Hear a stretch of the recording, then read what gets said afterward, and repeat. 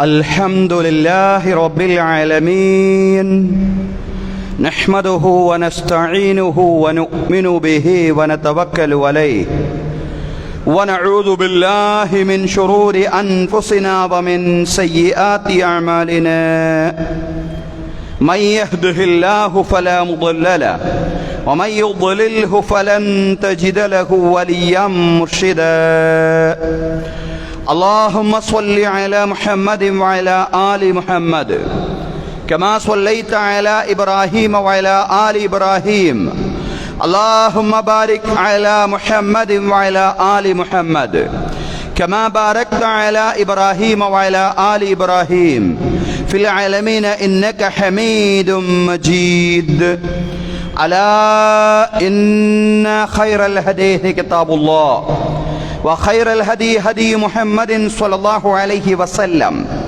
وشر الأمور محدثاتها وكل محدثة بدعة وكل بدعة ضلالة وكل ضلالة في النار رب اشرح لي صدري ويسر لي أمري واحلل عقدة من لساني يفقهوا قولي أيها الناس أوصيكم وإياي أولا بتقوى الله يا أيها الذين آمنوا اتقوا الله حق تقاته ولا تموتن إلا وأنتم مسلمون أعوذ بالله من الشيطان الرجيم بسم الله الرحمن الرحيم ولله على الناس حج البيت من استطاع إليه سبيلا ومن كفر فإن الله غني عن العالمين.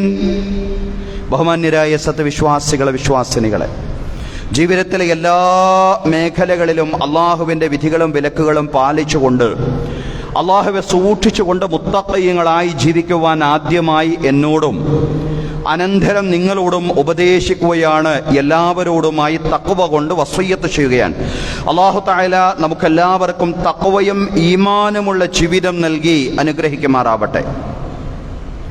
ബഹുമാന്യരായ സഹോദരങ്ങളെ, സഹോദരിമാരെ, ദുൽഖഅദ് മാസത്തിൻ്റെ ആദ്യ 10കളിലാണ് നാം പ്രവേശിച്ചിരിക്കുന്നത്. ഹജ്ജ് കർമ്മം നിർവഹിക്കുന്നതിനു വേണ്ടി തീർത്ഥാടകർ, ഹാജിമാരും ഹാജമാരും നമ്മിൽ നിന്ന് യാത്ര പോകുന്ന ദിവസങ്ങൾ കൂടിയാണ് ഇനി വരാനിരിക്കുന്നത്. ഹജ്ജ് കർമ്മം നിർവഹിക്കുന്ന എല്ലാ ഹാജിമാർക്കും മഖബൂലും മബ്റൂറുമായ ഹജ്ജ് കർമ്മം, അതോടൊപ്പം ഉംറയും നിർവഹിച്ചുകൊണ്ട് തിരിച്ചെത്തുവാൻ നാഥൻ തൗഫീഖ് നൽകി അനുഗ്രഹിക്കുമാറാവട്ടെ. ബഹുമാന്യരായ സഹോദരങ്ങളെ, സഹോദരിമാരെ, ഹജ്ജിന്റെ പ്രാധാന്യവും ഹജ്ജ് ജീവിതത്തിൽ നൽകുന്ന ചൈതന്യവുമാണ് ഇന്നത്തെ ഖുതുബയിൽ വിശദീകരിക്കുവാൻ ഉദ്ദേശിക്കുന്നത്. അല്ലാഹു പറയാനും കേൾക്കാനും ജീവിതത്തിൽ പറയുന്നതിൻ്റെ ചൈതന്യം ഉൾക്കൊള്ളാനും നമുക്കെല്ലാവർക്കും തൗഫീഖ് നൽകി അനുഗ്രഹിക്കുമാറാവട്ടെ. ബഹുമാന്യരായ സഹോദരങ്ങളെ, സഹോദരിമാരെ, നമുക്കറിയാവുന്നതുപോലെ ഇസ്ലാമിൻ്റെ പഞ്ചസ്തംഭങ്ങളിൽ 5ാമത്തേതാണ് ഹജ്ജ്. അർക്കാനുൽ ഇസ്ലാമിൽ, ഇസ്ലാമിൻ്റെ അടിസ്ഥാന ഘടകങ്ങളിൽ 5ാമത്തേതായാണ് ഹജ്ജിനെ നാം മനസ്സിലാക്കുന്നത്. ഇസ്ലാമിക ലോകം ഖുർആന്റെയും തിരുസുന്നത്തിൻ്റെയും വെളിച്ചത്തിൽ നിന്നുകൊണ്ട് മനസ്സിലാക്കുന്നത് ഹജ്ജ് അനിവാര്യമാണ്. അതിന് സാധ്യമാവുന്ന ആളുകളെ സംബന്ധിച്ചിടത്തോളം സാമ്പത്തികമായി, ശാരീരികമായി, അതുപോലെ തന്നെ വഴിതടസ്സങ്ങളില്ലാത്ത രീതിയിൽ ഹജ്ജിന് സാധ്യമാവുന്ന എല്ലാവർക്കും ഹജ്ജ് നിർബന്ധമാണ്, അനിവാര്യമാണെന്ന് കൃത്യമായി വ്യക്തമായി ഖുർആൻ പറഞ്ഞിരിക്കുകയാണ്. അതാണ് ഞാൻ തുടക്കത്തിൽ ഓതിവെച്ച വിശുദ്ധ ഖുർആനിലെ വചനത്തിൽ അല്ലാഹു പറയുന്നത്, വലില്ലാഹി അലന്നാസി ഹിജ്ജുൽ ബൈത്തി മൻ ഇസ്തത്വാ ഇലൈഹി സബീല. അള്ളാഹുവിന് വേണ്ടി മനുഷ്യരുടെ മേൽ നിർബന്ധ ബാധ്യതയാണ് കഅബാലയം സന്ദർശിക്കുക, ഹജ്ജ് ചെയ്യുക എന്ന് പറയുന്നത്. മനിസ്തത്വ ഇലൈഹി സബീല, അതിന് സാധ്യമാവുന്ന എല്ലാവർക്കും, തടിയാലും മുതലാലും വഴിയാലും എന്നാണ് പണ്ട് മുതലേ വ്യാഖ്യാതാക്കൾ അതിന് നൽകിയിട്ടുള്ള വിശദീകരണം. ശാരീരികമായി, സാമ്പത്തികമായി, അതുപോലെ തന്നെ മാർഗപരമായിട്ട് വഴിയിൽ തടസ്സങ്ങളില്ലാത്ത രീതിയിൽ ഹജ്ജിന് കഴിവുള്ള എല്ലാവർക്കും ഹജ്ജ് ചെയ്യൽ നിർബന്ധമാണ് എന്ന് പറഞ്ഞതിന് ശേഷം അള്ളാഹു പറയാണ്, വമൻ കഫറ ഫഇന്നല്ലാഹ ഗനിയ്യുൻ അനിൽ ആലമീൻ.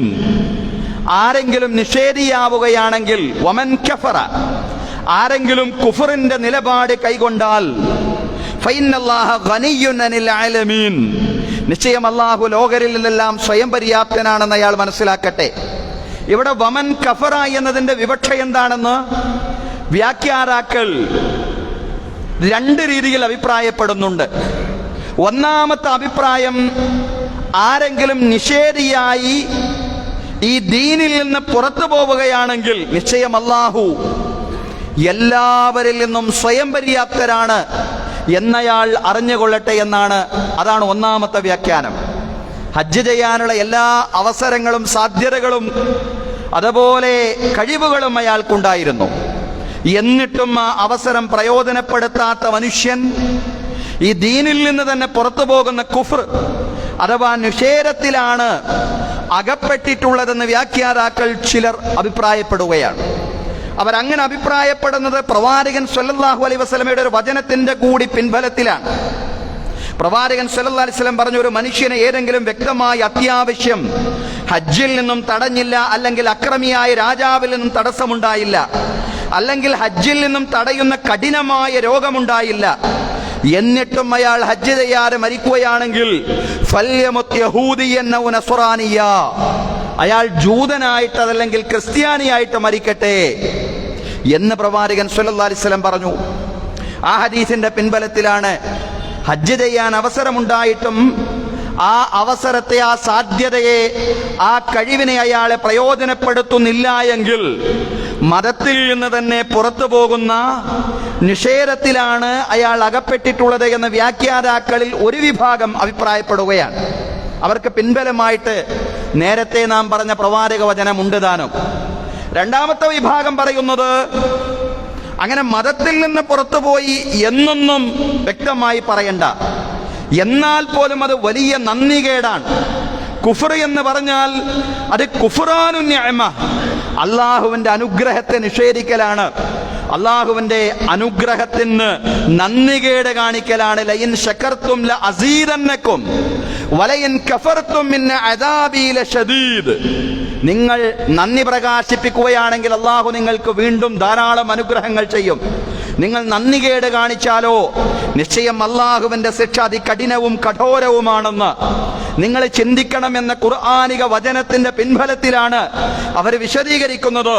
അതായത് അള്ളാഹുവിന്റെ അനുഗ്രഹങ്ങൾക്ക് അയാൾ നന്ദികേട് കാണിക്കുന്നു എന്ന അർത്ഥത്തിലാണ് ഇവിടെ കഫറ എന്ന് പ്രയോഗിച്ചിട്ടുള്ളത്. ആ നന്ദികേടിന്റെ ശിക്ഷ എന്താണെന്ന് ഖുർആൻ തന്നെ പറഞ്ഞു. അള്ളാഹുവിന്റെ ശിക്ഷ അതികഠിന കഠോരമാണ്, അള്ളാഹുവിന്റെ അനുഗ്രഹങ്ങൾക്ക് നന്ദികേട് കാണിച്ചാൽ. അപ്പൊ രണ്ട് വ്യാഖ്യാനങ്ങൾ എടുത്താലും ഹജ്ജ് ചെയ്യാൻ അവസരമുണ്ടായിട്ട് അവസരത്തെ പ്രയോജനപ്പെടുത്താതിരിക്കുക എന്ന് പറയുന്നത്, കഴിവുണ്ടായിട്ടും ഹജ്ജ് ചെയ്യാതിരിക്കുക എന്ന് പറയുന്നത്, അത് അപകടം പിടിച്ച കാര്യമാണ്. അതൊന്നുകിൽ ഇസ്ലാമിൽ നിന്ന് തന്നെ പുറത്തു പോകുന്ന കാര്യമോ അതല്ലെങ്കിൽ അള്ളാഹുവിന്റെ അനുഗ്രഹങ്ങൾക്ക് നന്ദികേട് കാണിക്കലോ ആണെന്ന് ഖുർആനിക വചനത്തിന്റെ പിൻബലത്തിൽ അതുപോലെ തന്നെ തിരുസുന്നത്തിന്റെ പിൻബലത്തിൽ നിന്നുകൊണ്ട് നമുക്ക് മനസ്സിലാക്കാൻ സാധിക്കുന്നു എന്നുള്ളതാണ്. ഒരിക്കലും തന്നെ ഇസ്ലാമിൽ നിന്ന് പുറത്തു പോകാൻ ലക്ഷ്യം വെച്ചിട്ടൊന്നും ഒരാളും സാധാരണഗതിയിൽ ഹജ്ജ് ചെയ്യാതിരിക്കുന്നില്ല എന്നുള്ളതാണ്.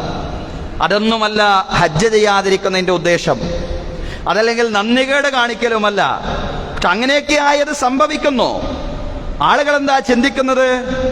പണമൊക്കെ കയ്യിലുണ്ടെങ്കിലും കുറച്ചുകൂടി അഭിവൃദ്ധി വരട്ടെ, കുറച്ചുകൂടി സൗകര്യമാവട്ടെ, കുറച്ചുകൂടി തിരക്ക് കുറയട്ടെ, കുറച്ചുകൂടി ആശ്വാസം വരട്ടെ, ആ മാനസികാവസ്ഥയെ പ്രവാചകൻ സല്ലല്ലാഹു അലൈഹി വസല്ലം ചോദ്യം ചെയ്തുകൊണ്ട് റസൂലുള്ളാഹി സ്വല്ലല്ലാഹു അലൈഹി വസല്ലം പറഞ്ഞു, തഅജ്ജലു ഇലൽ ഹജ്ജ് ഫഇന്ന അഹദകും ലാ യദ്രീ മാ യഹ്ദുസു. നിങ്ങൾ പെട്ടെന്ന് ഹജ്ജ് ചെയ്യണേ, കാരണം നിങ്ങളുടെ ജീവിതത്തിൽ സംഭവിക്കാൻ പോകുന്ന കാര്യങ്ങൾ എന്താണെന്ന് നിങ്ങൾക്ക് അറിഞ്ഞുകൂടാ. പെട്ടെന്ന് നിങ്ങളത് ചെയ്യണേ, അവസരം ഒത്തു വന്നു കഴിഞ്ഞാൽ ഉടനെ ചെയ്യണേ എന്നാണ് പ്രവാചകൻ സല്ലല്ലാഹു അലൈഹി വസല്ലമയുടെ പ്രയോഗം എന്ന് കൂടി നമ്മൾ മനസ്സിലാക്കണം.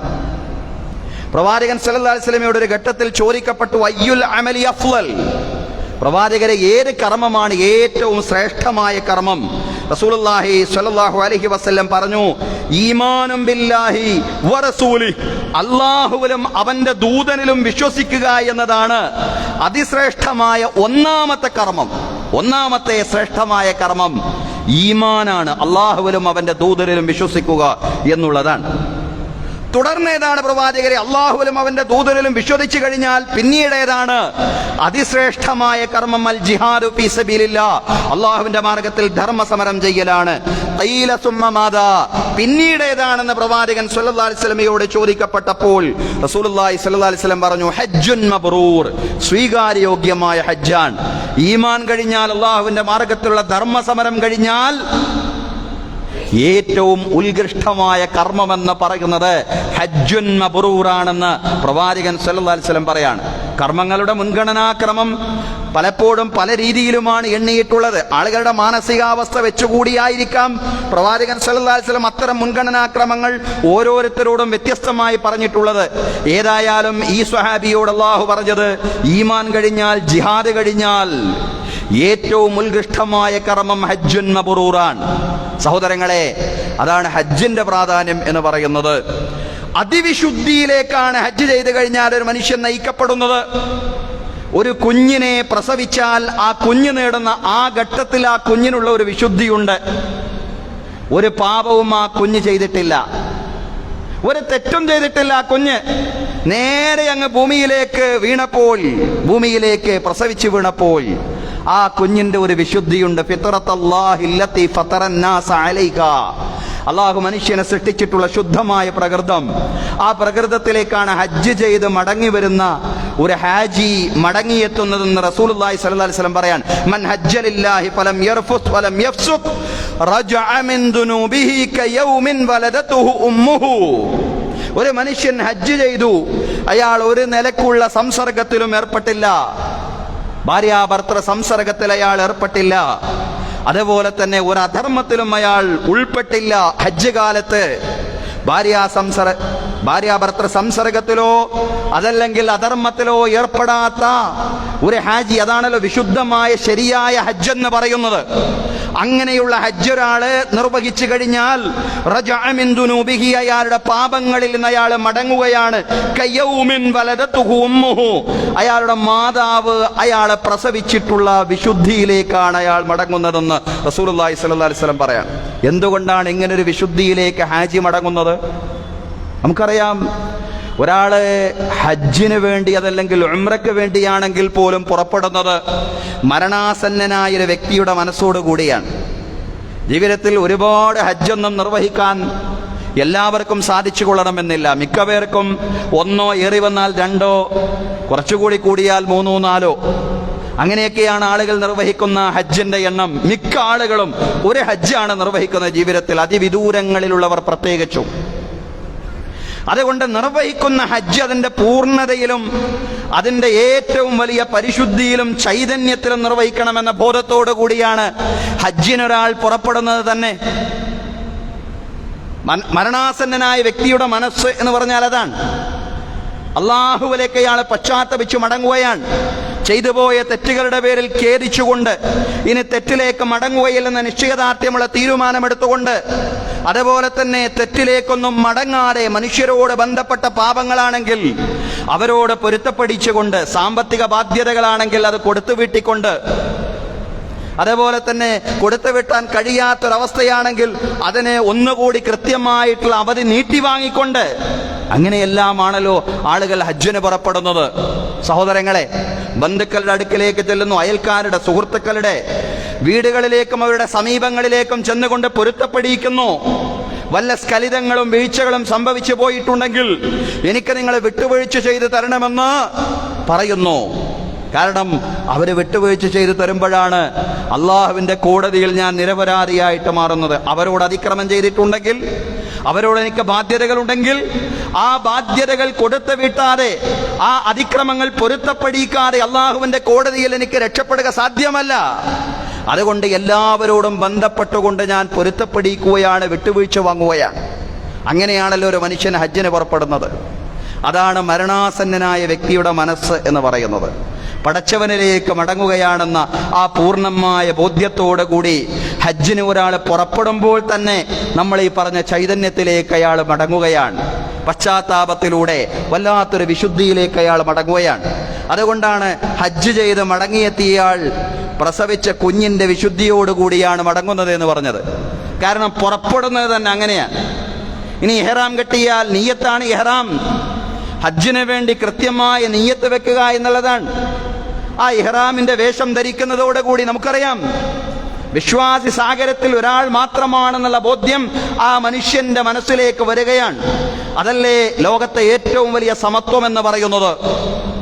നമുക്കറിയാം ഈ ലോകത്ത് മനുഷ്യർക്ക് ഓരോരുത്തർക്കും അവരുടേതായിട്ടുള്ള ഐഡന്റിറ്റികളുണ്ട്.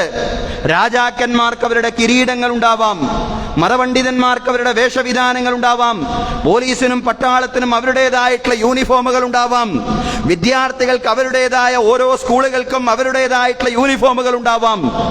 അങ്ങനെയാണ് ഈ ദുനിയാവെന്ന് പറയുന്നത്. മനുഷ്യരെ വേഷം കൊണ്ട് പലപ്പോഴും ഐഡന്റിഫൈ ചെയ്യപ്പെടുന്നതാണ് ഈ ദുനിയാവ്. പക്ഷേ ഈ വേഷവും ഈ പദവിയും ഒന്നും തന്നെ എനിക്ക് അഹങ്കരിക്കാനുള്ള ഒരു വഴിയായിട്ട് മാറാൻ പാടില്ല. ഞാൻ യഥാർത്ഥത്തിൽ ഈ സമൂഹത്തിൽ ഒരംഗം മാത്രമാണ്, ഈ വിശ്വാസി സാഗരത്തിൽ ഒരംഗം മാത്രമാണ്, ഈ മനുഷ്യ സാഗരത്തിൽ ഒരംഗം മാത്രമാണ്. എൻ്റെ പദവി എന്താണെങ്കിലും, എൻ്റെ സ്വാധീനം എത്രമാത്രം വലുതാണെങ്കിലും ഞാൻ ഈ സമൂഹത്തിൽ ഒരംഗം, അല്ലാഹുവിൻ്റെ സൃഷ്ടികളിൽ, ദാസന്മാരിൽ, അടിമകളിൽ ഒരംഗം മാത്രമാണെന്നുള്ള ബോധ്യമാണ് ഹജ്ജ് ഇഹ്റാമിന്റെ വേഷം മനുഷ്യരിൽ ഉണ്ടാക്കിയെടുക്കുന്നത്. അള്ളാഹു ആ ബോധ്യത്തെ സംബന്ധിച്ചാണ് ഖുർആനിൽ പറഞ്ഞത്, യാ അയ്യുഹന്നാസ് ഇന്നാ ഖലഖനാകും മിൻ ദക്കരിൻ വഉൻസ, മനുഷ്യരെ നിശ്ചയം നാം നിങ്ങളെ സൃഷ്ടിച്ചിട്ടുള്ളത് ഒരേ ആണിൽ നിന്നും ഒരേ പെണ്ണിൽ നിന്നുമാണ്. വജഅൽനാകും ശുഊബൻ വഖബായില ലിതആറഫു, നിങ്ങളെ തിരിച്ചറിയാൻ വേണ്ടിയാണ് വ്യത്യസ്ത ഗോത്രങ്ങളും സമൂഹങ്ങളുമാക്കി മാറ്റിയിട്ടുള്ളത്. നിങ്ങൾ വ്യത്യസ്ത ഗോത്രങ്ങളിൽ, സമൂഹങ്ങളിൽ പിറന്നു എന്നത് ശരിയാണ്. പക്ഷേ മനുഷ്യരെ, നിങ്ങളെല്ലാവരും ഒരേ ആണിൻ്റെയും ഒരേ പെണ്ണിൻ്റെയും സന്തതികളാണ്, ആദാമിൻ്റെയും ഹവ്വയുടെയും മക്കളാണ്. ഇന്ന അക്രമക്കും ഇൻദല്ലാഹി അത്ഖാക്കും, നിശ്ചയം നിങ്ങളിൽ ഏറ്റവും ആദരണീയൻ അല്ലാഹുവിൻ്റെ അടുക്കൽ തഖ്വയുള്ളവനാണ്. പടച്ചവനെ നിങ്ങൾ എത്രമാത്രം സൂക്ഷിക്കുന്നു എന്നതിൻ്റെ അടിസ്ഥാനത്തിൽ മാത്രമാണ് നിങ്ങളുടെ മഹത്വം ഉയർന്നു നിൽക്കുന്നത്. നിങ്ങൾ ജനിച്ച കുടുംബമോ ഗോത്രമോ തറവാടോ കുലമോ ഒന്നുമല്ല നിങ്ങളുടെ മഹത്വത്തിന്റെ മാനദണ്ഡമെന്ന് പറയുന്നത്. നിങ്ങൾ അറബിയാണോ അനറബിയാണോ, ഇന്ത്യക്കാരനാണോ ചുവന്നവനാണോ കറുത്തവനാണോ വെളുത്തവനാണോ എന്നതൊന്നുമല്ല നിങ്ങളുടെ മഹത്വത്തിന്റെ മാനദണ്ഡമെന്ന് പറയുന്നത്. അതാ പ്രവാചകൻ സല്ലല്ലാഹു അലൈഹി വസല്ലം പറഞ്ഞത്, ലാ ഫളല ലി അറബിയ്യിൻ അലാ അജമിയ്യിൻ വലാ ലി അഹ്മറ അലാ അസ്വദ വലാ ലി അബിയള അലാ അസ്വദ് ഇല്ലാ ബിത്തഖ്വ, ഒരു അറബിക്കും അനറബിയേക്കാൾ, ഒരു വെളുത്തവനും കറുത്തവനേക്കാൾ, അതുപോലെ തന്നെ ഒരു ചുവന്നവനും കറുത്തവനേക്കാൾ യാതൊരു മഹത്വവുമില്ല. മഹത്വത്തിന്റെ മാനദണ്ഡം അത് തഖ്വ മാത്രമാണ്.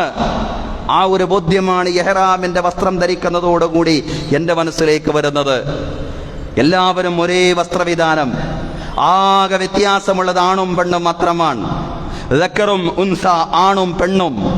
ആ ഒരു വ്യത്യാസം മാത്രം നിലനിർത്തിക്കൊണ്ട് മറ്റുള്ള വ്യത്യാസങ്ങളെല്ലാം ഒഴിവാക്കിക്കൊണ്ട് മനുഷ്യസാഗരത്തിൽ ഒരാൾ മാത്രമാണെന്നുള്ള ചിന്ത എൻ്റെ മനസ്സിലേക്ക് കൊണ്ടുവരുന്ന അതിമഹത്തായ ആരാധനകളിൽ ഒന്നാണ് ഹജ്ജ് എന്ന് പറയുന്നത്.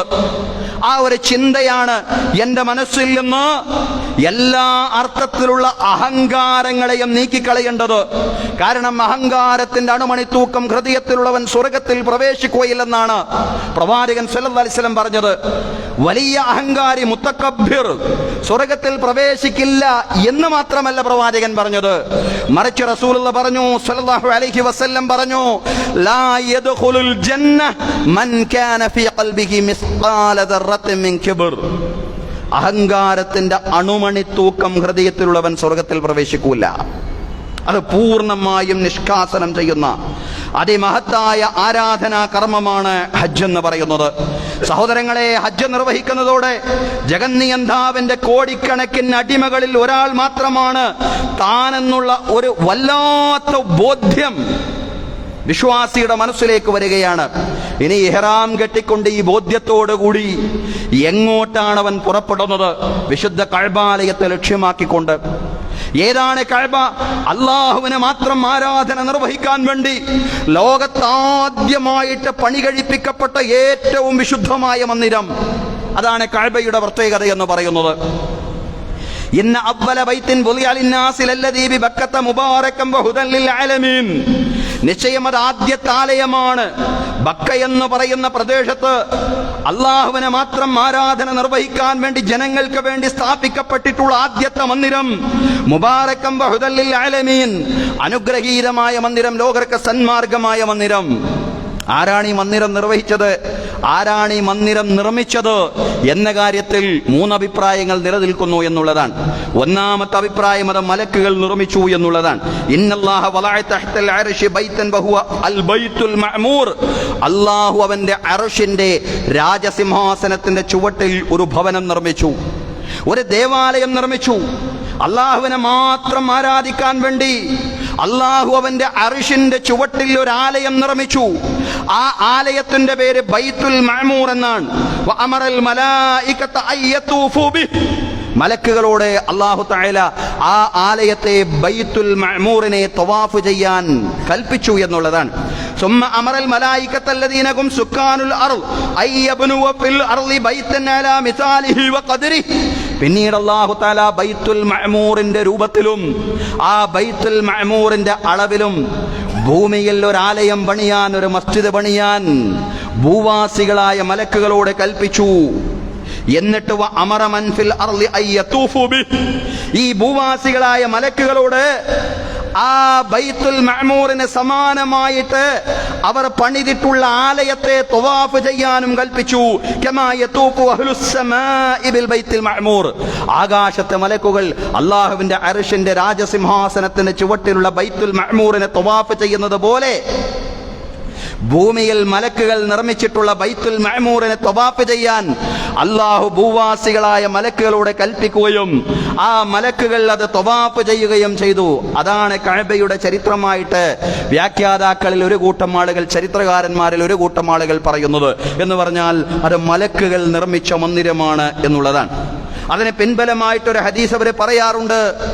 അവ്വലു ശൈഇൻ അമിലഹു ആദം അലൈഹിസ്സലാം ഹീന നസല മിനസ് സമാഇ ത്വാഫ ബിൽ ബൈത്തിൽ മുശറഫ. ആദം അലൈഹിസ്സലാം സ്വർഗ്ഗത്തിൽ നിന്ന് പുറത്താക്കപ്പെട്ട് ഭൂമിയിലേക്ക് എത്തിയപ്പോൾ ആദ്യം ചെയ്ത പണി എന്തെന്നറിയോ? ആദ്യം കഅബാലയം തവാഫ് ചെയ്തു എന്നൊരു ഹദീസിലുണ്ട്.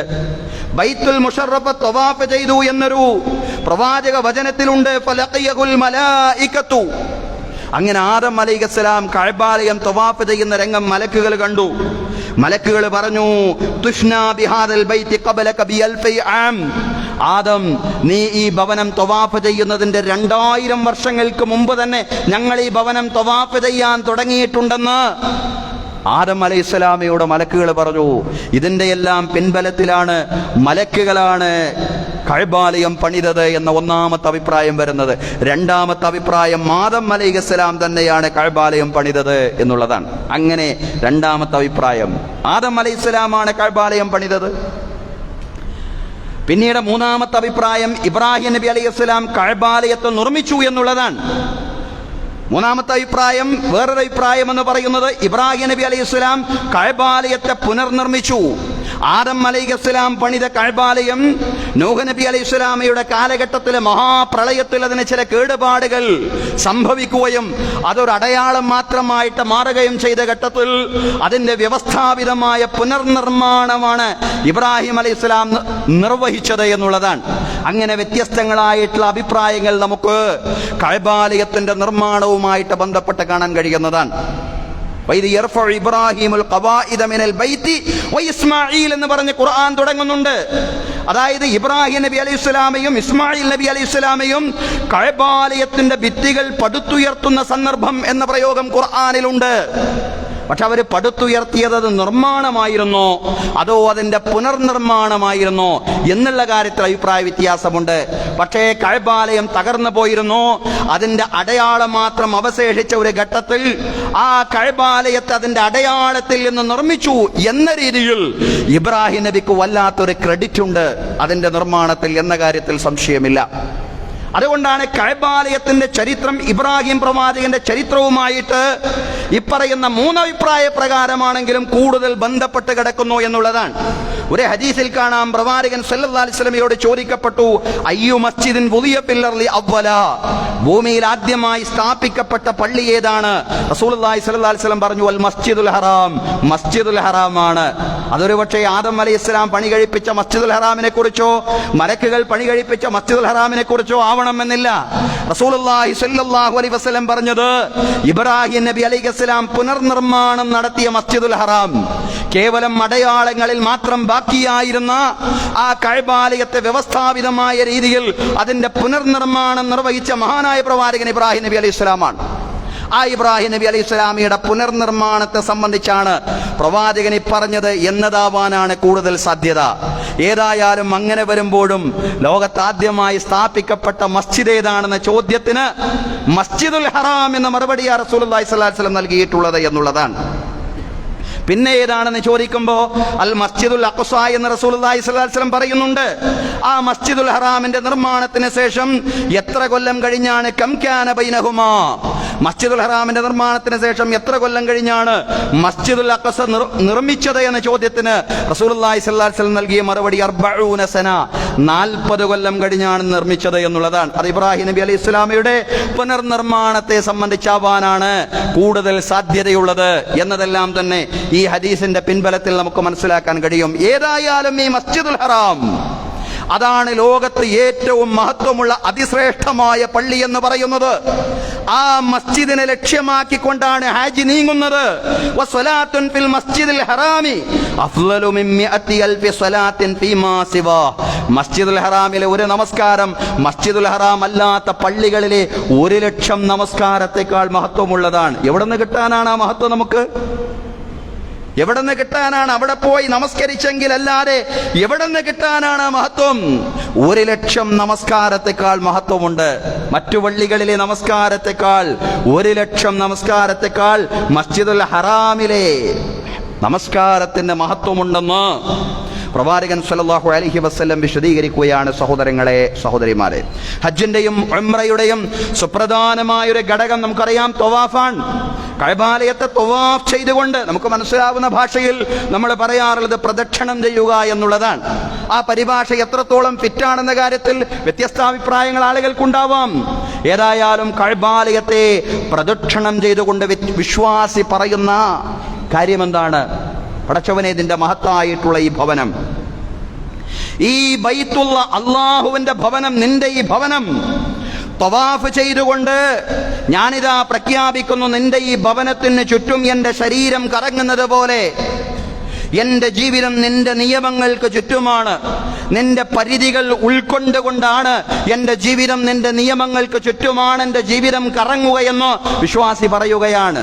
അതുകൊണ്ട് സഹോദരങ്ങളെ, ഹജ്ജും ഉംറയും എല്ലാം കഴിഞ്ഞ് തിരിച്ചു വന്നാൽ അതിൻ്റെതായിട്ടുള്ളൊരു വിശുദ്ധി കാത്തു സൂക്ഷിക്കാൻ കഴിയണം എന്നുള്ളതാണ്. ഹജ്ജും ഉംറയും ഒക്കെ നിർവഹിച്ചു കഴിഞ്ഞു.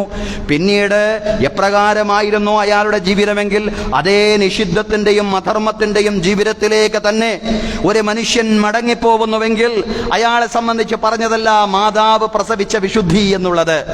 അങ്ങനെയുള്ള ആളുകളെ സംബന്ധിച്ച് പറഞ്ഞതല്ല. ആ തീർത്ഥാടന കർമ്മം നിർവഹിച്ചതിന് ശേഷം, ഹജ്ജും ഉംറയും എല്ലാം നിർവഹിച്ചതിന് ശേഷം ആ മനുഷ്യൻ അയാളുടെ ജീവിതത്തെ ക്രമീകരിക്കുവാൻ, ജീവിതത്തെ വിശുദ്ധമായ വഴിയിലൂടെ നയിക്കുവാൻ ശ്രദ്ധിക്കുമ്പോഴാണ് ഈ ചൈതന്യം അയാൾക്ക് ലഭിക്കുന്ന. സഹോദരങ്ങളെ, തന്റെ പൊന്നോമന പുത്രൻ ഇസ്മായിൽ അലൈഹിസ്സലാമിയെയും ഭാര്യ ഹാജറ ബീവിയെയും മക്കയിൽ കൊണ്ടുപോയി ആക്കിയതിനു ശേഷം ഇബ്രാഹിം അലൈഹിസ്സലാം ആ നാടിന്റെ നിർഭയത്വത്തിന് വേണ്ടിയും സുഭിക്ഷതയ്ക്കും വേണ്ടിയുമാണ് പ്രാർത്ഥിക്കുന്നത്. പ്രാർത്ഥനയുടെ മഹത്തായ ആരാധന കൂടിയാണ് ഹജ്ജ് എന്ന് പറയുന്നത്. നാടിന്റെ സുഭിക്ഷതയ്ക്ക് വേണ്ടിയും നാടിന്റെ സമാധാനത്തിന് വേണ്ടിയും പ്രാർത്ഥിക്കണമെന്ന വലിയ പാഠമാണ് ഹജ്ജ് നമുക്ക് പകർന്നു നൽകുന്നത്. അതാ ഇബ്രാഹിം നബി അലൈഹിസ്സലാം തന്റെ പിഞ്ചോമരെയും തന്റെ ഭാര്യയെയും ആരാരുമില്ലാത്ത മണലാരുണ്യത്തിൽ കൊണ്ടുപോയി ആക്കിയതിനു ശേഷം അള്ളാഹുവിനോട് നടത്തുന്ന പ്രാർത്ഥന പ്രത്യേകം ശ്രദ്ധേയമാണ്. ഖുർആൻ അത് എടുത്തു പറഞ്ഞിട്ടുണ്ട്. വൈദഖാല ഇബ്രാഹിം റബ്ബി ജിഅൽ ഹാദൽ ബലദ ആമിന. ഇബ്രാഹിം അലൈഹിസ്സലാം പറഞ്ഞ സന്ദർഭം നിങ്ങൾ ഓർക്കണം. പടച്ചവനെ ഈ നാടിനെ നിർഭയത്വമുള്ള നാടാക്കി മാറ്റണമേ റബ്ബ്. വജനുബനി വബനിയ അൻ നഅ്ബുദൽ അസ്നാം. പടച്ചവനെ എന്നെയും എന്റെ മക്കളെയും വിഗ്രഹാരാധനയിൽ നിന്ന് രക്ഷപ്പെടുത്തണമേ നാഥ. റബ്ബി ഇന്നകുന്ന അദ്ലൽന കസീറൻ മിനൻ നാസി ഫമൻ തബിഅനി ഫഇന്നഹു മിന്നി വമൻ അസാനി ഫഇന്നക ഗഫൂറുർ റഹീം. പടച്ചതമ്പുരാനെ ഈ വിഗ്രഹങ്ങൾ ഒരുപാട് ആളുകളെ വഴിപിഴപ്പിച്ചിട്ടുണ്ട്. അല്ലാഹുവേ, ആരെങ്കിലും നിന്റെ പ്രവാചകനായ ഇബ്രാഹിം അലൈഹിസ്സലാം പ്രാർത്ഥിക്കുകയാണ്, അല്ലാഹുവേ, ആരെങ്കിലും നിന്റെ പ്രവാചകനായ എന്നെ പിൻപറ്റി എന്നെ അനുസരിച്ച് ജീവിച്ചാൽ നിശ്ചയം അയാൾ എന്നിൽപ്പെട്ടവനാണ്. ആരെങ്കിലും എന്നെ ധിക്കരിച്ചാൽ നിശ്ചയം നാഥാ നീ പുറത്തു കൊടുക്കുന്നവനും കരുണാവാരിധിയുമാണ്. റബ്ബനാ ഇന്നി അസ്കൻതു മിൻ ദുർരിയ്യതി ബിവാദിൻ ഗൈരി ദീ സറഇൻ. അല്ലാഹുവേ, എന്റെ മക്കളെ ഞാനിതാ ഉപേക്ഷിച്ചിരിക്കുന്നു, എന്റെ സന്താനങ്ങളെ ഞാനിതാ ഉപേക്ഷിച്ചിരിക്കുന്നു. ബിവാദിൻ ഗൈരി ദീ സറഇൻ. അല്ലാഹുവേ, ഒരു കാർഷിക വിളകളുമില്ലാത്ത നാട്ടിലാണ് ഉപേക്ഷിച്ചിരിക്കുന്നത്. പക്ഷേ എനിക്കവിടെ വല്ലാത്തൊരു പ്രതീക്ഷയുണ്ട്. ഇൻദ ബൈതിക്കൽ മുഹറം, നിന്റെ പവിത്രമായ ആലയത്തിന്റെ അടുക്കലാണ് ഞാൻ ഉപേക്ഷിച്ചിട്ടുള്ളത്. അതുകൊണ്ടാണ് വ്യാഖ്യാതാക്കൾ പറഞ്ഞത് അവിടെ ഇബ്രാഹിം നബി അലൈഹിസ്സലാം പുനർനിർമ്മിക്കുന്നതിന്റെ മുമ്പ് തന്നെ കഅബാലയത്തിന്റെ അടയാളങ്ങൾ ഉണ്ടായിരുന്നു. കാരണം ഖുർആൻ തന്നെ പ്രയോഗിച്ചിട്ടുള്ളത് ഇൻദ ബൈതിക്കൽ മുഹറം, നിന്റെ പവിത്രമായ ആലയത്തിന്റെ അടുക്കലാണ് നാഥാ ഞാൻ ഉപേക്ഷിച്ചിട്ടുള്ളത്. എന്തിനാണ് ഞാൻ അവിടെ എന്റെ മക്കളെ ഉപേക്ഷിച്ചിട്ടുള്ളത്? റബ്ബനാ ലിയുഖീമുസ്സലാ, അല്ലാഹുവേ, അവർ നമസ്കാരം നിർവഹിക്കുന്നതിന് വേണ്ടി. ഫജ്അൽ അഫ്ഇദതൻ മിനൻ നാസി തഹ്വീ ഇലൈഹിം, അല്ലാഹുവേ, ജനഹൃദയങ്ങളെ അങ്ങോട്ട് ആഗ്രഹിക്കുന്നതാക്കണമേ. വർസുഖുഹും മിനസ് സമറാത്തി ലഅല്ലഹും യഷ്കുറൂൻ, അല്ലാഹുവേ, അവർക്ക് വിവിധങ്ങളായ കായ്ക്കനികൾ നൽകണമേ. നാഥാ, അവർ നിനക്ക് നന്ദി പ്രകാശിപ്പിക്കുന്നവരായേക്കും. ഇബ്രാഹിം നബി ആ മണലാരുണ്യത്തിൽ ആരാരുമില്ലാത്ത ജനനിബിഡമല്ലാത്ത വിജനമായ മരുഭൂമിയിൽ തന്റെ മക്കൾ, തന്റെ മകനെയും അതുപോലെ തന്നെ തന്റെ പ്രിയതമയും കൊണ്ടുപോയി ആക്കിയതിനു ശേഷം ആ നാടിന്റെ നിർഭയത്വത്തിന് വേണ്ടിയാണ് പ്രാർത്ഥിക്കുന്നത്. റബ്ബി ജഅൽ ഹാദൽ ബലദ ആമിന, പടച്ചവനെ നിർഭയത്വമുള്ള നാടാക്കണമേ. ആ നാടിന്റെ സുഭിക്ഷതയ്ക്ക് വേണ്ടി, ആ നാടിന്റെ ക്ഷേമത്തിന് വേണ്ടിയാണ് പ്രാർത്ഥിക്കുന്നത്. വർസുഖ് അഹ്ലഹു മിനസ് സമറാത്ത്, അല്ലാഹുവേ, ഈ നാട്ടുകാർക്ക് വിവിധങ്ങളായ കായ്ക്കനികൾ നീ നൽകണമേ. സഹോദരങ്ങളെ, നാടിന്റെ നിർഭയത്വത്തിന് വേണ്ടിയും നാടിന്റെ ക്ഷേമത്തിന് വേണ്ടിയും പ്രാർത്ഥിക്കാൻ നമ്മളും ബാധ്യസ്ഥരാണ്. ഇത് തന്നെയാണ് ഹജ്ജിന്റെ പ്രമുഖമായ സന്ദേശങ്ങളിൽ ഒന്ന്. നമുക്കറിയാം, ഫാസിസം, സാമ്രാജ്യത്വം, സൈനിസം തുടങ്ങിയ ദുശക്തികൾ ലോകത്ത് നിർഭയത്വത്തിലും സുഭിക്ഷതയിലും അധിഷ്ഠിതമായിട്ടുള്ള ജനജീവിതത്തെ ഇല്ലാതാക്കിക്കൊണ്ടിരിക്കുന്ന വല്ലാത്ത ഒരു ദുര്യോഗത്തിലൂടെയാണ് ലോകം കടന്നുപോയിക്കൊണ്ടിരിക്കുന്നത്. മനുഷ്യത്വ വിരുദ്ധമായ ഇത്തരം ദർശനങ്ങളുടെ തകർച്ചയ്ക്ക് വേണ്ടി പ്രാർത്ഥിക്കുകയും ജാഗ്രതയോടുകൂടി പ്രവർത്തിക്കുകയും ചെയ്യുക എന്ന് പറയുന്നത് വിശ്വാസികളുടെ, ഹാജിമാരുടെ ധർമ്മമാണെന്നാണ് ഹജ്ജിന്റെ ചരിത്രം നമ്മോട് വിളിച്ചു പറയുന്നത്. അള്ളാഹുവിന്റെ കൽപ്പനകൾ മുറുകെ പിടിച്ച് ജീവിക്കുന്ന ആളുകളെ അള്ളാഹു കൈവെടിയുകയില്ല എന്ന വല്ലാത്ത ഒരു ചരിത്രം കൂടി ഹജ്ജിന്റെ പിന്നിലുണ്ട് എന്നുള്ളതാണ്. നമുക്കറിയാം, പ്രവാചകൻ ഇബ്രാഹിം നബി അലൈഹിസ്സലാം ആ മക്കാ മണലാരുണ്യത്തിൽ തന്റെ പ്രിയതമയും മകനെയും കൊണ്ടുപോയി ആക്കുമ്പോ ഇബ്രാഹിം നബി അലൈഹി ഇസ്ലാം തന്റെ പ്രിയതമയുടെ ഒരു കയ്യിൽ കുറച്ച് വെള്ളവും മറുകൈയിൽ കുറച്ച് കാരക്കയും കൊടുത്തുകൊണ്ട് തിരിച്ചു പോരുമ്പോ ആ സഹോദരി മാതാവ് ഹാജറ ചോദിക്കുന്നുണ്ട്, ഇബ്രാഹിം നബി അലൈഹി ഇസ്ലാമിയോട്, ഭർത്താവിനോട് ചോദിക്കുന്നുണ്ട്, അല്ലാഹു അമറക ബിഹാദ, അല്ലാഹ് കൽപ്പിച്ചിട്ടാണോ നിങ്ങൾ ഇത് ചെയ്യുന്നത്? പ്രിയതമനോട് ചോദിക്കുകയാണ്, അള്ളാന്റെ നിർദ്ദേശപ്രകാരമാണോ ഇത്? നഅം അല്ലാഹു അമറനി ബിഹാദ, അതേ, അള്ളാഹു എന്നോട് ഇങ്ങനെ ചെയ്യാൻ കൽപ്പിച്ചിരിക്കുന്നു എന്ന് പറയുമ്പോ ഹാജറ ബീവി പറയുന്ന ഒരു വർത്തമാനമുണ്ട്, ഇതല്ലാ യുദയ്യിഉനല്ലാ, എങ്കിൽ അള്ളാഹു ഞങ്ങളെ പെരുവഴിയിലാക്കുകയില്ല. അള്ളാന്റെ കൽപ്പന പ്രകാരമാണിതെങ്കിൽ അള്ളാഹു ഞങ്ങളെ പെരുവഴിയിലാക്കുകയില്ല. ഇതാണ് പ്രതീക്ഷ എന്ന് പറയുന്നത്. അങ്ങനെയാണ് ആ കുഞ്ഞിന് വെള്ളം തീർന്നു പോയപ്പോ, ആ അമ്മയുടെ ശരീരത്തിൽ അമ്മിഞ്ഞപ്പാലും തീർന്നു പോയപ്പോ കുഞ്ഞ് കാലിട്ടടിച്ച് കരയുകയാണ്. ഈ ഘട്ടത്തിലാണ് സ്വഫാക്കും മർവാക്കും ഇടയിൽ ഓടി നടക്കുന്നതിനിടയിൽ നമുക്ക് അറിയാവുന്നത് പോലെ സംസം പ്രവാഹം ഉണ്ടാവുന്നത്. കുഞ്ഞ് കാലിട്ടടിച്ച ഭാഗത്ത് നിന്ന് അള്ളാഹുവിന്റെ അഭൗതികമായ കാര്യകാരണ ലോകത്തിന് അതീതമായ അള്ളാഹുവിന്റെ സഹായം. സംസം പാനീയം എന്തുദ്ദേശത്തോടു കൂടിയാണോ കുടിക്കുന്നത്, ആ ഉദ്ദേശം സഫലീകൃതമാവും എന്ന് പറഞ്ഞ ആ മഹത്തായ പാനീയം പ്രാധാന്യം അള്ളാന്റെ ഇടപെടലാണ്.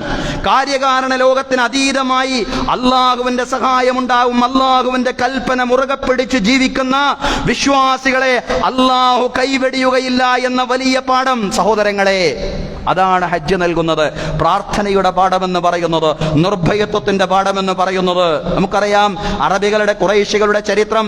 അവർക്ക് ആ മക്ക പ്രദേശത്ത് നിന്ന് എങ്ങോട്ടെങ്കിലും യാത്ര ചെയ്യാൻ പറ്റാത്ത ഒരു സാഹചര്യം ഉണ്ടായിരുന്നു. പക്ഷേ ഈ കഅബാലയം അതിലേക്ക് ആളുകൾ ഇങ്ങനെ കൂടുതൽ വന്നു ചേരാനും തീർത്ഥാടനം ചെയ്യാനും തുടങ്ങിയ ഒരു ഘട്ടമായതോടുകൂടി അവര് പറയും, ആളുകൾ അവര് യാത്ര പോകുമ്പോ കച്ചവട സംഘങ്ങളായി പുറപ്പെടുമ്പോ ആരെങ്കിലും ഏതെങ്കിലും കൊള്ള സംഘം അവരാക്രമിക്കാൻ വന്നാൽ അനമിൻ ഹറമില്ല, ഞാൻ ഹറമിൽ നിന്നാണ് വരുന്നത് എന്ന് പറയുന്നതോടുകൂടി അവർ വെറുതെ വിടുകയാണ്.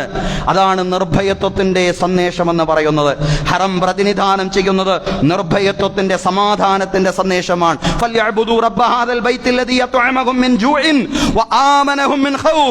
അവർ ഭയചകിതമായ സാഹചര്യത്തിൽ അവർക്ക് നിർഭയത്വം നൽകുകയും അവർ വിശന്ന ഘട്ടത്തിൽ അവർക്ക് ഭക്ഷണം നൽകുകയും ചെയ്ത ആ നാഥന്റെ മന്ദിരം, ആ നാഥനെ നിങ്ങൾ ആരാധിക്കുക, ഈ മന്ദിരത്തിന്റെ ഉടമസ്ഥനായ നാഥനെ നിങ്ങൾ ആരാധിക്കുക. അതാണ് ഖുർആന്റെ സന്ദേശം എന്ന് പറയുന്നത്. സഹോദരങ്ങളെ, ആ നാഥൻ ഏതാ നാഥൻ? നിർഭയത്വ ഘട്ടത്തിൽ അവർക്ക്, ഭയത്തിന്റെ ഘട്ടത്തിൽ അവർക്ക് നിർഭയത്വം പ്രദാനം ചെയ്ത നാഥൻ. ഭയത്തിന്റെ ഘട്ടത്തിൽ നിർഭയത്വവും അതുപോലെ തന്നെ പട്ടിണിയുടെ ഘട്ടത്തിൽ അവർക്ക് വിശപ്പ് മാറാനുള്ള ഭക്ഷണവും പ്രദാനം ചെയ്ത നാഥൻ. അതാണ് ഹജ്ജിന്റെ ഏറ്റവും വലിയ സന്ദേശങ്ങളിലൊന്ന്. അത് ഒരു ക്ഷേമരാഷ്ട്രത്തെക്കുറിച്ചുള്ള കാഴ്ചപ്പാടും നിർഭയത്വത്തിൽ അധിഷ്ഠിതമായ ഒരു ജീവിതക്രമത്തെ സംബന്ധിച്ചുള്ള സന്ദേശങ്ങളുമാണ് എന്ന് പറയുന്നത്. എന്നിട്ട് ഖുർആൻ പറഞ്ഞു, ലാ തുഖാതിലൂഹും ഇൻദൽ മസ്ജിദിൽ ഹറാം ഹത്താ യുഖാതിലൂകും ഫീ. മസ്ജിദുൽ ഹറാമിന്റെ അടുക്കൽ വെച്ചുകൊണ്ട് നിങ്ങൾ നിങ്ങളുടെ എതിരാളികളെ പോലും ആക്രമിക്കരുത്, അവരോട് യുദ്ധം ചെയ്യരുത്. അവർ നിങ്ങളോട് ഇങ്ങോട്ട് പോരാടാൻ വന്നാൽ ഫൈൻ ഖാതലൂകും ഫഖ്തുലൂഹും, ഇങ്ങോട്ട് പോരാടാൻ വന്നാൽ നിങ്ങൾക്ക് പ്രതിരോധിക്കാവുന്നതാണ്. പക്ഷേ നിങ്ങൾ ആക്രമിച്ച ഒരാളാണെങ്കിൽ പോലും അവിടെ വന്നിരുന്നാൽ അയാളെ നിങ്ങൾ ആക്രമിക്കാൻ പാടില്ല. ഇങ്ങോട്ട് അവിടെ വെച്ചുകൊണ്ട് നിങ്ങൾ ആക്രമിക്കുകയാണെങ്കിൽ നിങ്ങൾക്ക് പ്രതിരോധിക്കാമെന്ന് പറയാൻ, അതിന് മാത്രം സമാധാനത്തിന്റെ സന്ദേശമാണ് ഹറം പ്രതിനിധീകരിക്കുന്നത്. ലാ യഹല്ലു ലിഅഹദികും അയ്യഹ്മില ബിമക്കത്ത സിലാഹ്. റസൂലുള്ളാഹി സ്വല്ലല്ലാഹു അലൈഹി വസല്ലം പറഞ്ഞു, മക്കയിൽ ആയുധം വഹിക്കൽ പോലും ഒരാൾക്കും അനുവദനീയമല്ല. വൽ മസ്ജിദുൽ ഹറാമില്ലദീ ജഅൽനാഹു ലിന്നാസി സവാഅനിൽ ആകിഫു ഫീഹി വൽ ബാദ്.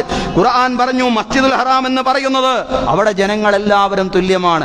അങ്ങോട്ട് തീർത്ഥാടനം ചെയ്തുകൊണ്ട് എത്തിപ്പെട്ട ആളുകളാണെങ്കിലും അവിടത്തുകാരാണെങ്കിലും തുല്യ പരിഗണനയാണെന്ന് ഖുർആൻ പറയാൻ. അതാണ് മസ്ജിദുൽ ഹറാം, അതാണ് മക്ക, അതാണ് മദീന. ലൈസ മിൻ ബലദിൻ ഇല്ലാ സയതൗഹു ദജ്ജാൽ ഇല്ലാ മക്കത വൽ മദീന. ദജ്ജാൽ അന്ത്യദിനമാവുമ്പോൾ എല്ലാ പ്രദേശങ്ങളിലും ചവിട്ടും മക്കയും മദീനയും ഒഴികെ. ഇല്ലാ അലൈഹി മലായികത്തുൻ സ്വാഫീന യഹ്രിസൂനഹ. മക്കക്കും മദീനക്കും കാവൽക്കാരായിട്ട് അള്ളാഹുവിന്റെ മാലാകമാരുണ്ടാവും. ദജ്ജാൽ അങ്ങോട്ട് പ്രവേശിക്കുമ്പോഴെല്ലാം കുല്ലമാ അറാദ ദജ്ജാൽ വയദ്ഖുല ഫീ വാഹിദിൻ മിൻ അഖബിഹാ, മക്കയുടെയും മദീനയുടെയും ഏതെങ്കിലും ഒരു കവാടത്തിലൂടെ ദജ്ജാൽ പ്രവേശിക്കാൻ ശ്രമിച്ചാൽ യസുദ്ദുഹുൽ മലായികത്തു ബിസ്സുയൂഫ്, അള്ളാഹുവിന്റെ മലക്കുകൾ അവരുടെ ഖഡ്ഗങ്ങൾ കൊണ്ട് അവരുടെ വാളുകൾ കൊണ്ട് ദജ്ജാലിനെ ശരിപ്പെടുത്താൻ വേണ്ടി ദജ്ജാലിനെതിരെ വാളോങ്ങുമെന്നാണ് പ്രവാചകൻ സല്ലല്ലാഹു അലൈഹി വസല്ലം പറഞ്ഞത്. ദജ്ജാലിനെ പോലും പ്രവേശിക്കാൻ കഴിയാത്ത അത്രമാത്രം സുരക്ഷിതത്വത്തിന്റെ, നിർഭയത്വത്തിന്റെ, സമാധാനത്തിന്റെ ഭൂമികയാണ് ഹറം എന്ന് പറയുന്നത്. ആ ഹറമിനെ പ്രതീകമാക്കിക്കൊണ്ട്, ആ ഹറമിൽ നിന്ന് പ്രചോദനം ഉൾക്കൊണ്ടുകൊണ്ട് ലോകത്തെ സമാധാനത്തിന്റെ, ശാന്തിയുടെ സന്ദേശം പ്രചരിപ്പിക്കുക എന്ന വലിയ ദൗത്യമാണ് സഹോദരങ്ങളെ ഹജ്ജിലൂടെ നിർവഹിക്കാനുള്ളത്. ഹജ്ജ് നൽകുന്ന പാഠങ്ങളിൽ പ്രധാനപ്പെട്ട ഒരു സംഗതി അതാണ്. നമുക്കറിയാം, ഇസ്ലാം പ്രതിനിധീകരിക്കുന്ന സന്ദേശമാണത്, സമാധാനത്തിന്റെ, ശാന്തിയുടെ സന്ദേശമെന്ന് പറയുന്നത്. ഇന്ന് ആരൊക്കെയോ എന്തൊക്കെയോ അജണ്ടകൾ വെച്ചുകൊണ്ട് ഇസ്ലാമിനെ ഒരു ഭീകര ദർശനമായി ചിത്രീകരിക്കാൻ വേണ്ടി എന്തൊക്കെയോ ആക്രമണങ്ങൾ എവിടെയെല്ലാമോ അഴിച്ചു വിട്ടുകൊണ്ടിരിക്കുന്ന ഒരു പശ്ചാത്തലത്തിലൂടെ നമ്മൾ പോകുമ്പോൾ ഇസ്ലാമിന്റെ സമാധാന സന്ദേശം, അതും തീർത്ഥാടനവുമായി ബന്ധപ്പെട്ടുകൊണ്ട് പ്രത്യേകമായി നമ്മൾ പഠിക്കണം. നമുക്കറിയാം, റസൂലുള്ളാഹി സ്വല്ലല്ലാഹു അലൈഹി വസല്ലം 1500 സ്വഹാബിമാരെ കൊണ്ട് മദീനയിൽ നിന്ന് മക്കയിലേക്ക് വീണ്ടും ഉംറ നിർവഹിക്കാൻ വേണ്ടി പോകുന്ന ഘട്ടത്തിൽ അവരെ തടയുന്നുണ്ട്. പ്രവാചകൻ യുദ്ധസന്നദ്ധനായിട്ടാണ് വരുന്നതെന്ന് പറഞ്ഞ് തെറ്റിദ്ധരിപ്പിക്കുകയായിരുന്നു. റസൂലുള്ളാഹി കേവലം തീർത്ഥാടനം ഉംറ മാത്രമായിരുന്നു ലക്ഷ്യമാക്കിയിരുന്നത്. 1500 സ്വഹാബിമാരും അതിനപ്പുറം ഒന്നും ലക്ഷ്യമാക്കിയിരുന്നില്ല. പക്ഷേ തെറ്റിദ്ധരിപ്പിക്കൽ വ്യാപകമായി നടന്നതുകൊണ്ട് അവസാനം ഒരു സന്ധി സംഭാഷണത്തിലേക്കാണ് എത്തിയത് എന്നുള്ളതാണ്. തീർത്ഥാടകൻ പ്രവാചകന് വേണമെങ്കിൽ തന്റെ കൂടെയുള്ള ആളുകളെ പ്രയോജനപ്പെടുത്തിക്കൊണ്ട് പ്രതിരോധിക്കാമായിരുന്നു.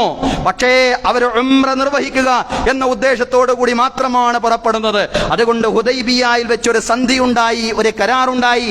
ആ കരാർ പ്രകാരം ആ വർഷം ഉംറ നിർവഹിക്കാതെ പ്രവാചകനും അതുപോലെ തന്നെ 1500 സ്വഹാബിമാരും മടങ്ങിപ്പോവണം എന്നുള്ളതാണ്. നാടിന്റെ സമാധാനവും നാടിന്റെ ശാന്തിയും നിലനിർത്താൻ വേണ്ടി ഏതറ്റം വരെയും വിശ്വാസികൾ പോകണം എന്ന വലിയൊരു സന്ദേശം നൽകുന്നതാണ് ഇസ്ലാമിന്റെ തീർത്ഥാടനത്തിന്റെ സന്ദേശം പോലും എന്ന് നമ്മൾ മനസ്സിലാക്കേണ്ടതുണ്ട്. സഹോദരങ്ങളെ, സമൂഹത്തിന് നമ്മൾ മനസ്സിലാക്കി കൊടുക്കേണ്ടതുണ്ട്. മുസ്ലിങ്ങളെ പ്രകോപിതരാക്കാൻ വേണ്ടി, വിശ്വാസികളുടെ ക്ഷമ നഷ്ടപ്പെടുത്താൻ വേണ്ടിയുള്ള പല പണികളും അതല്ലെങ്കിൽ 18 അടവും പലരും പയറ്റുന്നുണ്ട് എന്ന് നാം അറിയാതെ പോകരുത്. പക്ഷേ അത്തരം പ്രകോപനങ്ങളിൽ വീണു പോവാതിരിക്കുക എന്നുള്ളതാണ്. നമുക്കറിയാം, മംഗളൂരുവിൽ ഒരു സഹോദരൻ ആൾക്കൂട്ട കൊലപാതകത്തിന് കേവലം ആൾക്കൂട്ട കൊലപാതകം എന്ന് പറഞ്ഞുകൂടാ, മറിച്ച് വർഗീയ ശക്തികളുടെ ഉന്മാദത്തിനിരയായി കൊല്ലപ്പെട്ടു. മലപ്പുറം സ്വദേശിയായിട്ടുള്ള ഒരു ചെറുപ്പക്കാരനാണ് കൊല്ലപ്പെട്ടത്. അതൊക്കെ അജണ്ടയാണ്, സമൂഹത്തിൽ കുഴപ്പങ്ങൾ ഉണ്ടാക്കാനുള്ള അജണ്ടയാണ്. ഇവിടെയെല്ലാം തന്നെ പ്രകോപിതരാവാതെ ക്ഷമയോടെ സഹനബോധത്തോടു കൂടി മുന്നോട്ട് പോവുക എന്നതാവണം വിശ്വാസിയുടെ നിലപാട്. അതാണ് തീർത്ഥാടനത്തിന്റെ സന്ദേശം എന്ന് പറയുന്നത്. അതാണ് ഹജ്ജിന്റെ ഉംറയുടെ എല്ലാം ഇസ്ലാമിന്റെ മൊത്തത്തിലുള്ള സന്ദേശം. സമാധാനത്തിന്റെ വലിയ സന്ദേശമാണ്. കാരണം നമ്മൾ പ്രകോപിതരാവേണ്ട ഒരു ആവശ്യവുമില്ല. അള്ളാഹു അതാത് സമയങ്ങളിൽ ഇടപെടും എന്നുള്ളതാണ്. അമേരിക്കയിലെ ലോസ് ആഞ്ചൽസിൽ നമ്മൾ കണ്ടതുപോലെ ഇസ്രായേലിലും നമ്മൾ കണ്ടു. തീക്കാറ്റിങ്ങനെ പടരുകയാണ്. നിരപരാധികൾ അതിൽ പെട്ടുപോകുന്നുണ്ടെങ്കിൽ പടച്ചവന് അള്ളാഹു അവരെ രക്ഷപ്പെടുത്തണേ എന്ന് മാത്രമേ നമുക്ക് പറയാൻ കഴിയുകയുള്ളൂ. സഹോദരങ്ങളെ, അക്രമികൾ ചെയ്യുന്നതിനെ സംബന്ധിച്ചൊന്നും നിങ്ങൾ അശ്രദ്ധരാവരുതെന്ന് ഖുർആൻ പറയുന്നുണ്ട്. സഹോദരങ്ങളെ, അള്ളാന്റെ ഇടപെടൽ കൃത്യമായ സമയങ്ങളിൽ ഉണ്ടാവുന്നുണ്ട്, ഈ കാലഘട്ടത്തിലും ഉണ്ടാവുന്നുണ്ട് എന്നുള്ളതാണ്. അതുകൊണ്ട് വിശ്വാസികൾ ക്ഷമയോടുകൂടി അവരുടെ ദൗത്യ നിർവഹണത്തിൽ മുന്നോട്ട് പോകണം. ദൗത്യം എന്താണെന്ന് ഹാജിമാരുടെ ദൗത്യം ഹജ്ജ് നിർവഹിച്ചു വന്നതിന് ശേഷവും ഹജ്ജിലൂടെ അവരുടെ ആത്മീയ ജീവിതത്തെ നവീകരിച്ചതിന് ശേഷവും അവരുടെ ദൗത്യം എന്താണെന്ന് ഖുർആൻ പറഞ്ഞു. അതാണ് സൂറത്തുൽ ഹജ്ജ് അവസാനിപ്പിച്ചുകൊണ്ട് അള്ളാഹു പറഞ്ഞത്, വജാഹിദു ഫില്ലാഹി ഹഖ്ഖ ജിഹാദ്. നിങ്ങൾ അള്ളാഹുവിന്റെ മാർഗത്തിൽ പണിയെടുക്കേണ്ടതുപോലെ പണിയെടുക്കണം. ഹുവജ്തബാകും വമാ ജഅല അലൈക്കും ഫിദ്ദീനി മിൻ ഹറജ്. അള്ളാഹുവാണ് നിങ്ങളെ തെരഞ്ഞെടുത്തത്, ദീനിൽ നിങ്ങൾക്ക് യാതൊരു പ്രയാസവും ആക്കിയിട്ടില്ല. മില്ലത അബീക്കും ഇബ്രാഹിം, നിങ്ങളുടെ പിതാവ് ഇബ്രാഹിമിന്റെ ആദർശത്തിലും വഴിയിലുമാണ് നിങ്ങളെ തെരഞ്ഞെടുത്തിട്ടുള്ളത്. ഹുവ സമ്മാകുമുൽ മുസ്ലിമീന മിൻ ഖബ്ലു വഫീ ഹാദാ. ഈ ഖുർആനിലും മുൻകഴിഞ്ഞ വേദഗ്രന്ഥത്തിലും നിങ്ങൾക്ക് മുസ്ലിങ്ങൾ സമർപ്പിതർ എന്ന് പേര് വെച്ചത് അള്ളാഹുവാണ്. നിങ്ങളെ തെരഞ്ഞെടുത്തത് ഇബ്രാഹിമിന്റെ വഴിയിലാണ്. അതുകൊണ്ട് നിങ്ങളുടെ ദൗത്യം എന്താണ്? അത് ഇബ്രാഹിമിന്റെ ദൗത്യമാണ്. അത് ചരിത്രത്തിൽ മുഴുവൻ പ്രവാചകന്മാരും അലൈഹിസ്സലാത്തു വസ്സലാം എല്ലാവരും നിർവഹിച്ച ദൗത്യമാണ്. ലിയകൂന റസൂലു ഷഹീദൻ അലൈക്കും വതകൂനു ശുഹദാ അലന്നാസ്. പ്രവാചകൻ നിങ്ങൾക്ക് സാക്ഷിയായതുപോലെ നിങ്ങൾ ജനങ്ങൾക്ക് സാക്ഷിയാവുക എന്നുള്ളതാണ്. വാക്കുകൊണ്ടും കർമ്മം കൊണ്ടുമുള്ള സാക്ഷ്യമാണ്, സത്യസാക്ഷ്യമാണ് നിങ്ങളുടെ ദൗത്യമെന്ന് പറയുന്നത്. ഹജ്ജിലൂടെ നിങ്ങളുടെ ജീവിതത്തെ, തീർത്ഥാടനത്തിലൂടെ നിങ്ങളുടെ ജീവിതത്തെ ആത്മീയമായി നവീകരിച്ചുകൊണ്ട് നിർവഹിക്കാനുള്ള ദൗത്യം സത്യസാക്ഷ്യമാണ്. ആ ദൗത്യം എങ്ങനെ നിർവഹിക്കണമെന്ന് ഖുർആൻ പറഞ്ഞു. അത് തീവ്രതയുടെയും ജീർണതയുടെയും രണ്ടറ്റങ്ങളിലേക്കും വ്യതിചലിച്ചു പോവാതെ നിർവഹിക്കണം. വകദാലിക ജഅൽനാകും ഉമ്മത്തൻ വസതൻ ലിതകൂനു ശുഹദാ അലന്നാസി വയകൂന റസൂലു അലൈക്കും ഷഹീദാ. പ്രവാചകൻ നിങ്ങൾക്ക് സാക്ഷിയായതുപോലെ നിങ്ങൾ ജനങ്ങൾക്ക് സാക്ഷിയാവുക. ഒരു ഉമ്മത്തുൻ വസത്തായി നിന്നുകൊണ്ട് തീവ്രതയുടെ ധ്രുവത്തിലേക്കും നിങ്ങൾ പോകാൻ പാടില്ല, ജീർണതയുടെ ധ്രുവത്തിലേക്കും നിങ്ങൾ പോകാൻ പാടില്ല. അങ്ങനെ മിതത്വത്തിന്റെ ഇസ്ലാമിന്റെ സന്ദേശം, സമാധാനത്തിന്റെ ശാന്തിയുടെ ഇസ്ലാമിന്റെ സന്ദേശം ലോകത്തിന് പ്രദാനം ചെയ്യുക, അതിനു വേണ്ടിയുള്ള വലിയൊരാശയം കൂടി ഉള്ളടക്കം ചെയ്തതാണ് ഇസ്ലാമിലെ തീർത്ഥാടനം എന്ന്, ഇസ്ലാമിലെ ഹജ്ജും ഉംറയും എല്ലാം എന്ന് ഈ കാലഘട്ടത്തിൽ നാം തിരിച്ചറിയുകയും അത് സമൂഹത്തിന് നല്ലതുപോലെ മനസ്സിലാക്കി കൊടുക്കുകയും ചെയ്യണം എന്നുള്ളതാണ്. സഹോദരങ്ങളെ, ഹജ്ജിന്റെ ചൈതന്യം ഉൾക്കൊണ്ടുകൊണ്ട് ജീവിതത്തിൽ ഒരു തവണയെങ്കിലും ഹജ്ജും ഉംറയും നിർവഹിക്കുവാനും അതോടൊപ്പം തന്നെ തന്നെ സത്യസാക്ഷ്യമാവുന്ന പ്രവാചകന്മാരുടെ ആ ദൗത്യ നിർവഹണത്തിൽ പങ്കുചേരാനും നാഥൻ നമുക്കെല്ലാവർക്കും തൗഫീഖ് നൽകി അനുഗ്രഹിക്കുമാറാവട്ടെ. അഖൂലു ഖൗലി ഹാദാ വ അസ്തഗ്ഫിറുല്ലാഹ ലീ വലക്കും. ഇന്നല്ലാഹ വ മലായികതഹു യുസല്ലൂന അലൻ നബി യാ അയ്യുഹല്ലദീന ആമനൂ സ്വല്ലൂ അലൈഹി വസല്ലിമൂ തസ്ലീമാ.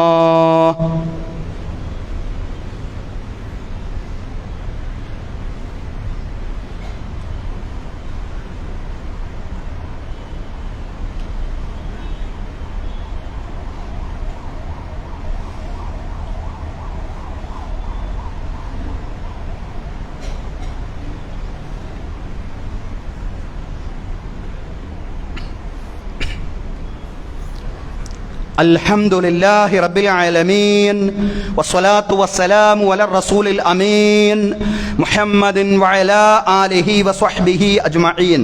അയ്യുഹന്നാസ് ഊസീകും വഇയ്യായ സാനിയം ബിതഖ്വല്ലാഹ്. അഊദു ബില്ലാഹി മിനശ് ശൈത്വാനിർ റജീം. ബിസ്മില്ലാഹിർ റഹ്മാനിർ റഹീം. യാ അയ്യുഹല്ലദീന ആമനു തഖുല്ലാഹ ഹഖ തുഖാതിഹി വലാ തമൂതുന്ന ഇല്ലാ അൻതും മുസ്ലിമൂൻ. ബഹുമാന്യരായ സത്യവിശ്വാസികളെ, വിശ്വാസിനികൾ, ജീവിതത്തിലെ എല്ലാ മേഖലകളിലും അള്ളാഹുവിന്റെ വിധികളും വിലക്കുകളും പാലിച്ചുകൊണ്ട് അള്ളാഹുവെ സൂക്ഷിച്ചുകൊണ്ട് മുത്തഖീങ്ങളായി ജീവിക്കണമെന്ന് ഒരിക്കൽ കൂടി എന്നോടെന്ന പോലെ നിങ്ങളോടും ഉപദേശിക്കുകയാണ്. തഖ്വ കൊണ്ട് വസിയത്ത് ചെയ്യുകയാണ്. അള്ളാഹു തആല നമുക്ക് എല്ലാവർക്കും തഖ്വയും ഈമാനുമുള്ള ജീവിതം നൽകി അനുഗ്രഹിക്കുമാറാവട്ടെ. ഒരു കാര്യം പ്രത്യേകമായിട്ട് സൂചിപ്പിക്കാനുണ്ട് സഹോദരങ്ങളെ. ഈ മെയ് മാസം 6-ാം തീയതി ചൊവ്വാഴ്ച 3 മണിക്ക് വഖഫ് ഭേദഗതി ബില്ലിനെതിരെ ഒരു പരിപാടി നന്ദാവനം മുസ്ലിം അസോസിയേഷൻ ഹാളിൽ നടക്കുന്നുണ്ട്. മുസ്ലിം പേഴ്സണൽ ലോ ബോർഡിന്റെ നേതൃത്വത്തിലാണ് ഈ പരിപാടി നടക്കുന്നത്. മുസ്ലിം പേഴ്സണൽ ലോ ബോർഡുമായി ബന്ധപ്പെട്ട ആളുകളാണ് ഈ പരിപാടി അനൗൺസ് ചെയ്യാൻ വേണ്ടി പ്രത്യേകം ഓർമ്മിപ്പിച്ചിട്ടുള്ളത്. ഏതായാലും വരുന്ന ചൊവ്വാഴ്ച 6-ാം തീയതി 3 മണിക്ക് മുസ്ലിം അസോസിയേഷൻ ഹാള് നന്ദാവനം, അവിടെ വെച്ചാണ് പരിപാടി നടക്കുന്നത്. അതുകൊണ്ട് കഴിയുന്ന സഹോദരങ്ങളെല്ലാം ആ പരിപാടിയിൽ പങ്കെടുത്തുകൊണ്ട് പരിപാടിയെ വിജയിപ്പിക്കണമെന്ന് പ്രത്യേകമായിട്ട് ഉണർത്തുകയാണ്. വഖഫ് ഭേദഗതി ബില്ലിനെതിരെയുള്ള ശക്തമായ പ്രതിഷേധം രാജ്യത്തുടനീളം നടന്നുകൊണ്ടിരിക്കുകയാണ്. അതിൻ്റെയൊക്കെ ഭാഗമായി സമാധാനപരമായ ജനാധിപത്യപരമായ എല്ലാ പ്രതിഷേധങ്ങളുടെയും വിയോജിപ്പുകളുടെയും ഭാഗമായി ഭരണഘടനാനുസൃതമായ പോരാട്ടങ്ങളുടെ ഭാഗമായിട്ട് മാറാൻ നമുക്ക് സാധ്യമാവേണ്ടതുണ്ട്. ആ അർത്ഥത്തിലൊരു പരിപാടി ആയിരിക്കും ഇൻഷാ അല്ലാഹ് മെയ് 6-ാം തീയതി ചൊവ്വാഴ്ച നന്ദാവനം മുസ്ലിം അസോസിയേഷൻ ഹാളിൽ നടക്കുന്ന പരിപാടികൾ എല്ലാവരും സജീവമായിട്ട് പങ്കാളിത്തം വഹിക്കണമെന്ന് പ്രത്യേകമായിട്ട് ഉണർത്തുകയാണ്. അല്ലാഹു തആല നമ്മുടെ എല്ലാ പരിപാടികളെയും വിജയിപ്പിക്കുമാറാവട്ടെ. അല്ലാഹു നമ്മെ ഇവിടെ ഒരുമിച്ച് കൂട്ടിയതുപോലെ നാളെ അവന്റെ നിരവധി അനുഗ്രഹങ്ങൾ നിറഞ്ഞ ജന്നാത്തുൽ ഫിർദൗസിലും ഒരുമിച്ച് കൂട്ടുമാറാവട്ടെ. അല്ലാഹു തആല നമ്മുടെ എല്ലാ പ്രവർത്തനങ്ങളും അവന്റെ പ്രീതിയിലും പൊരുത്തത്തിലുമാക്കി തീർക്കുമാറാവട്ടെ. നമ്മിൽ നിന്ന് മരണപ്പെട്ടു പോയി നമ്മുടെ മാതാപിതാക്കൾ, ബന്ധുമിത്രാദികൾ, അയൽവാസികൾ എല്ലാവർക്കും അല്ലാഹു മഗ്ഫിറത്തും റഹ്മത്തും പ്രദാനം ചെയ്യുമാറാവട്ടെ. നമ്മുടെ സ്വകാര്യ ഹജ്ജ് ഗ്രൂപ്പുകൾ ഒരുപാട് പ്രയാസത്തിലാണ്. അവരുടെ കാര്യങ്ങൾ മുന്നോട്ട് നീങ്ങുന്നതിൽ ചില പ്രയാസങ്ങളുണ്ടെന്ന് സ്വകാര്യ ഹജ്ജ് ഗ്രൂപ്പുകളുമായി ബന്ധപ്പെട്ട ആളുകൾ പറഞ്ഞിട്ടുണ്ട്. അല്ലാഹു തആല അവരുടെ കാര്യങ്ങളെ എല്ലാം തന്നെ എളുപ്പമാക്കി കൊടുക്കുമാറാവട്ടെ. തീർത്ഥാടകർക്ക് ഒരു പ്രയാസവുമില്ലാതെ ഹജ്ജും ഉംറയും നിർവഹിച്ചുകൊണ്ട് തിരിച്ചെത്താൻ നാഥൻ എല്ലാ തീർത്ഥാടകർക്കും, അത് ഗവൺമെന്റിൽ യാത്ര ചെയ്യുന്ന ആളുകളാണെങ്കിലും സ്വകാര്യ ഗ്രൂപ്പുകളിൽ യാത്ര ചെയ്യുന്ന ആളുകളാണെങ്കിലും എല്ലാവർക്കും സമാധാനത്തോടുകൂടി ഹജ്ജും ഉംറയും നിർവഹിച്ചുകൊണ്ട് തിരിച്ചെത്താൻ നാഥൻ തൗഫീഖ് നൽകി അനുഗ്രഹിക്കുമാറാവട്ടെ. തൗഹീദിന്റെ അടിത്തറയുള്ള സമാധാനത്തിന്റെ, ശാന്തിയുടെ, നിർഭയത്വത്തിന്റെ സന്ദേശം എന്താണെന്ന് ലോകത്തിന് പഠിപ്പിക്കാൻ വേണ്ടി ഹജ്ജിലൂടെ ജീവിതത്തെ നവീകരിക്കുവാൻ നമ്മുടെ ഹാജിമാർക്കും ഹാജമാർക്കും അള്ളാഹു പ്രത്യേകം തൗഫീഖ് നൽകി അനുഗ്രഹിക്കുമാറാവട്ടെ. അള്ളാഹു തആല നമ്മിൽ നിന്ന് മരണപ്പെട്ടു പോയവരുടെ ബർസഖി ജീവിതം, ഖബർ ജീവിതം നന്നാക്കി കൊടുക്കുമാറാവട്ടെ. അവന്റെ അർശിന്റെ രാജസിംഹാസനത്തിന്റെ നിഴൽ നേടിയെടുക്കുന്നവരിലും റസൂലുള്ളാഹി സ്വല്ലല്ലാഹി അലൈഹി വസല്ലമയുടെ ശഫാഅത്തുൽ ഉളമായുടെ ഭാഗമാവുന്നവരിലും റസൂലുള്ളാഹി സ്വല്ലല്ലാഹി അലൈഹി വസല്ലമയുടെ കരങ്ങളിൽ നിന്ന് ഹൗലുൽ കൗസറിന്റെ മഹത്തായ പാനീയം വാങ്ങിച്ചു കുടിക്കുന്നവരിലും സിറാത്തിലൂടെ മിന്നൽ വേഗത്തിൽ പ്രയാണം ചെയ്യുന്നവരിലും ഫിർദൗസിൽ പ്രവാചകന്മാരോടൊപ്പം, സുദ്ദീഖുകളോടൊപ്പം, ശുഹദാക്കളോടൊപ്പം, സ്വാലിഹീങ്ങളോടൊപ്പം ശാശ്വതമായി സംഗമിക്കുന്നവരിലും റബ്ബ് തആല നമ്മെ എല്ലാവരെയും നമ്മിൽ നിന്ന് മരണപ്പെട്ടു പോയവരെയും പ്രത്യേകം ഉൾപ്പെടുത്തി അനുഗ്രഹിക്കുമാറാവട്ടെ. നമ്മുടെ ഭാര്യാ സന്താനങ്ങളിൽ അല്ലാഹു കൺകുളിർമ പ്രദാനം ചെയ്യുമാറാവട്ടെ.